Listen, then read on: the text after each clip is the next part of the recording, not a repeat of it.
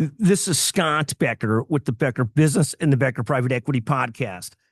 Today's discussion is SpaceX, trillionaires, winners, and losers. So here's the discussion with SpaceX. And I was just reminded of this monumental event by one of our close colleagues, Jeremy Corr, who was talking to me about buying some SpaceX shares.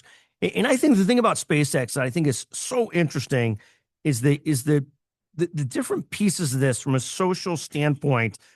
This will make Elon Musk a trillionaire, at least reportedly a trillionaire, which will be the first trillionaire in the world, other than maybe in inflation adjusted kings from thousands of years ago. It'll be the first true trillionaire. And I think that's fascinating in terms of what it means from a social standpoint, in terms of how people think about this. On one hand, here's a person who has developed space travel, electronic vehicles, Starlink, and so many other kinds of things. And we've got a sort of an economy that rewards people that are this crazily off the charts, ambitious, and the ability to have a vision and be successful. So God bless them. On the other hand, you've got this incredible society where people feel like there's somebody that's worth so much more than them. And even if that person has created so much wealth, it creates so much irritation amongst other people that just don't have the kind of wealth or that kind of money. And of course, compared to Elon Musk, none of us have money. None of us have anything like that or that kind of situation. So it's a fascinating sort of social economic situation when a person gets that rich. Should he be rewarded for what he built and the ideas he had, the vision he had, or is it just not fair? It just doesn't work. And people's opinions on that are all over the place. I'm probably more libertarian and think it is what it is. He creates a ton of wealth. We want to encourage that, and so be it. And it doesn't mean we tax the heck out of him or try and steal that money from him or take that money from him. We sort of reward it. But everybody's got different opinions on this, and whether there's some ratio of wealth of the wealthiest person to the poorest people that we should be paying attention to. I do know that even if he created it all, it creates tremendous societal tension amongst people that are struggling or comparatively struggling.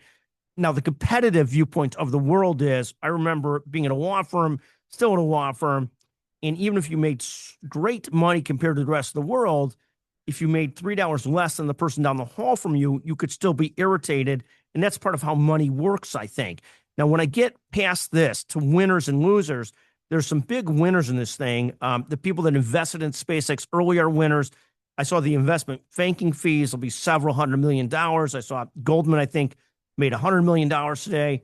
Some other investment bankers made $500 million today. So there'll be some big winners in this, the early investors, the people that can exit. And then there'll be losers like myself. And when I say losers like myself, I say that somewhat jokingly, but a couple of different times over the last decade, somebody had come to me and said, do you want to buy some SpaceX shares? At one point, we were this close to doing so.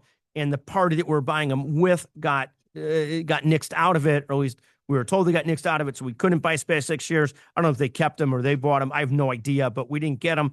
But finally, somehow or another, indirectly, through another investment vehicle, we'll own some SpaceX shares.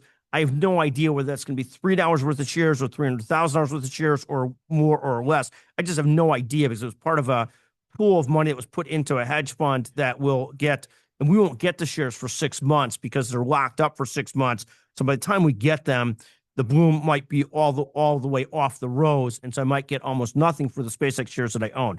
But I do think the whole discussion of SpaceX, the ability for one person to be so wealthy, but who has created so much value compared to the general populist perspective on it.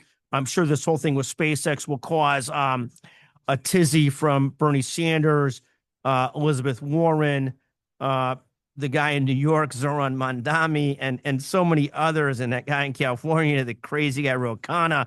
No offense to anybody's politics, but it'll also cause lots of discussion on the other side as well. But a fascinating thing to watch. And thank you to Jeremy Corr and Grace Keller for today's inspiration for the episode. Again, SpaceX, trillionaires, winners and losers. I count myself as probably one of the losers here, but it is what it is. Life goes on. Thank you for listening to the Becker Business and the Becker Private Equity Podcast. Thank you.